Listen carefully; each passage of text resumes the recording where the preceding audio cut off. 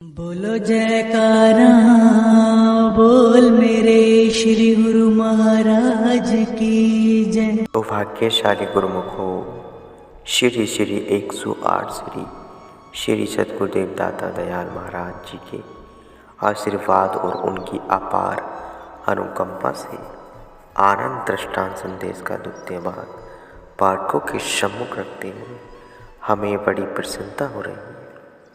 आनंद दृष्टांत संदेश का प्रथम भाग पाठकों ने बहुत ही रुचि उत्साह से अपनाया।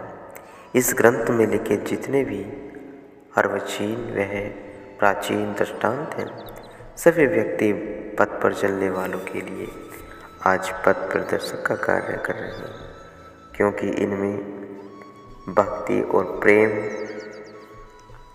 का गुण तत्वों की ऐसी सरल, स्पष्ट और सुंदर रूप से विवेचना की गई है कि जिसे अल्प शिक्षित और अशिक्षित जन समुदाय भी सरलता से समझ लेता है।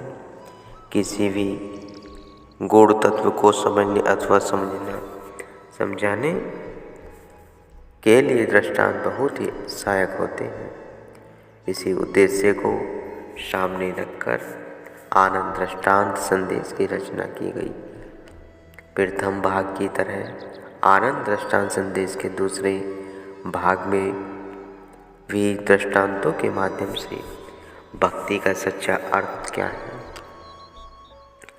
भक्ति मार्ग पर चलने वाले एक जिज्ञासु में किन किन गुणों का होना आवश्यक है, संतों की शरण में जाना क्यों जरूरी है, सत्संग से क्या लाभ है, सद्गुरु की सेवा व भजन अभ्यास से मन की अवस्था किस प्रकार बदलती है, इसके अतिरिक्त मन शत्रु को किन साधनों से परास्त किया जा सकता है और ये जीव किन भावों से सद्गुरु की कृपा का पात्र बन सकता है, आदि विषयों की अति सरल ढंग से व्याख्या की गई है।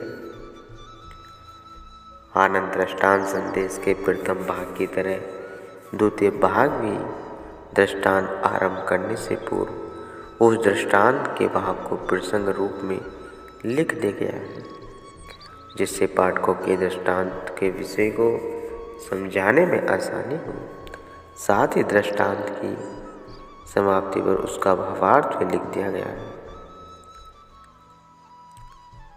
दृष्टांत के प्रारंभ से लेकर अंत तक जहाँ जहाँ से भी महापुरुषों व सत्शास्त्रों व वाणियों के प्रमाण मिल सके हैं, उनको यथा स्थान उचित रूप से लिखकर दृष्टांतों को और भी अधिक सुंदर और शिक्षाप्रद बनाने का प्रयत्न किया गया है। अब सद्गुरु जीवों को मन के पंजे से छुड़वाकर उसे आत्मा का बोध कराते हैं कि हे जीव, तू शरीर, मन, बुद्धि से ऊपर उठ, तू आत्मा है और अपने आप की पहचान कर। यही आत्मा का बोध ही वास्तविक ज्ञान है। हे मिथिलेश, ज्ञान की प्राप्ति के लिए कहीं बाहर नहीं जाना पड़ता। यह मनुष्य स्वयं ही आत्मिक ज्ञान का भंडार है, मगर बिना पूर्ण संत सद्गुरु के जीव अपने रूप को नहीं पहचान सकता। जिस प्रकार किसी दीपक में तेल व बत्ती पड़ी हुई हो, मगर जब तक उसे दूसरे जलते दीपक अथवा दिया सलाई से स्पर्श न कराया जाए, उसमें ज्योति प्रकट नहीं होती।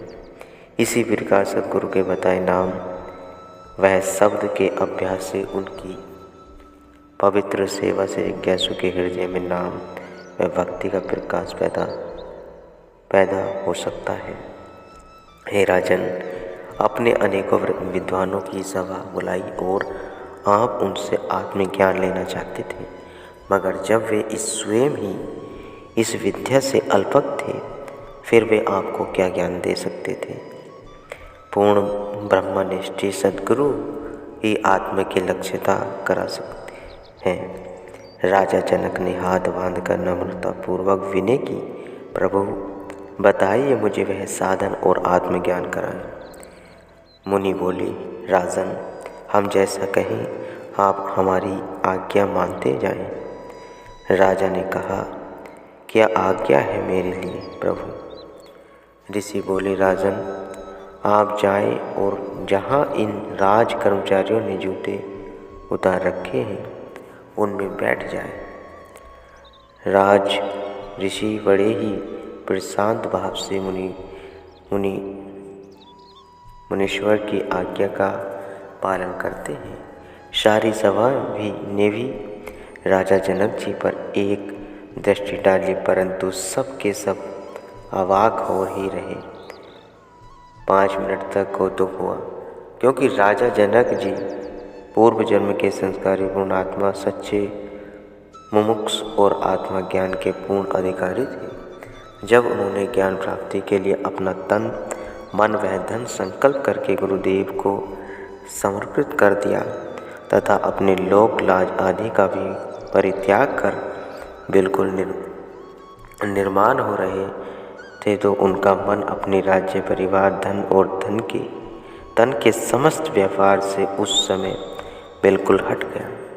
संकल्प विकल्पों के रुकने की देर ही थी, उनकी सुरती अंतर्मुख होकर ऊपर को उठने लगी।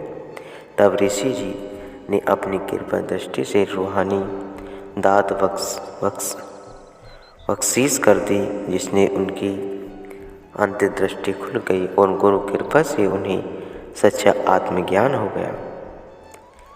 आत्मज्ञान प्राप्त हो गया। तब महर्षि जी ने राजा जनक जी को अपने समक्ष बुलाया और बोले, राजन कहो कितनी देर में तुम्हें ज्ञान की प्राप्ति हुई है? जनक महाराज, जितनी देर में मैं चाहता था। अष्टावक्र, तुम कितनी देर में प्राप्त करना चाहते थे? जनक ने कि मुझे ज्ञान इतनी जल्दी प्राप्त हो जाए जितनी देर में दूसरा पैर घोड़े की रुकाव में रखा जाता है, अथवा जितनी देर आँख झपकने में लगती है और जितना समय पानी का घूंट पीने में लगता है। अष्टावक्र, हाँ, तो सब बात बन गई है न? जनक, आपने अपार कृपा की, आपके इस असीम उपकार का आजीवन आभार मानूंगा। इतना कहकर राजा जनक गुरुदेव जी के चरणों में दंडवत प्रणाम करते।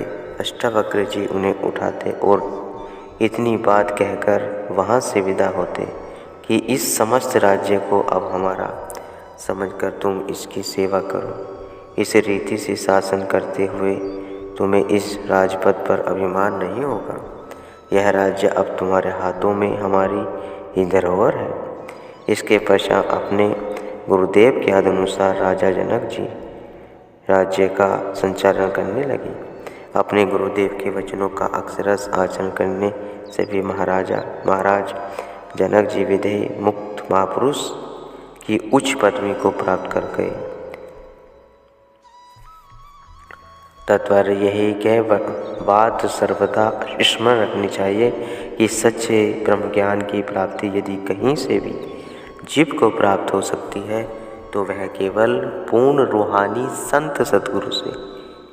इन मानसिक विकारों के प्रमाद भरी निंद्रा से जीव को पूर्ण पुरुषों के अतिरिक्त कोई नहीं जगा सकता। इस शाश्वत अवस्था की उपलब्धि जब भी होगी तो संतों की दया से होगी। यह तो प्रकृति का नियम सबके देखने में आता है कि जो मनुष्य स्वयं जाग रहा हो तभी वह दूसरों को भी निंद्रा से जागृत अवस्था में ला सकता है, लेकिन जो स्वयं ही नींद में विशुद्ध पड़ा है वह अन्य किसी को क्या पाएगा। इसी प्रकार राजा जनक ने जो विद्वानों की सभा की थी, जब वह अपने आप को मोह ममता के बंधन से नहीं छुड़ा सके तब ये लोग राजा जनक को क्या ब्रह्म का बोध कराते। अतएव जो इस सच्चे आनंद की प्राप्ति का इच्छुक हो तथा जो जन इस मोह व भ्रम से जाल में उलझने से बेचैन की उमंग रखता हो तो उसके लिए यह आवश्यक है कि वह पूर्ण महापुरुषों की संगति में जाकर उनके सदुपदेशों पर मन वचन कर्म द्वारा निष्भाव से आचरण करे। इस दृष्टांत से सबको यह विदित हो गया है कि सेवक जिस प्रकार की भावना का त्याग कर सद्गुरु को पाना चाहता है, तब सद्गुरु भी शिष्य की भावानुसार उसे वैसा ही बना देते हैं। संत सद्गुरु सर्वसमर्थ हैं। उनके चरणों में जीव जितना आवाभाव मिटाएगा, तो सद्गुरु भी उसे शिष्य को वैसे ही उच्च भक्ति की दात के देकर मालामाल कर देंगे।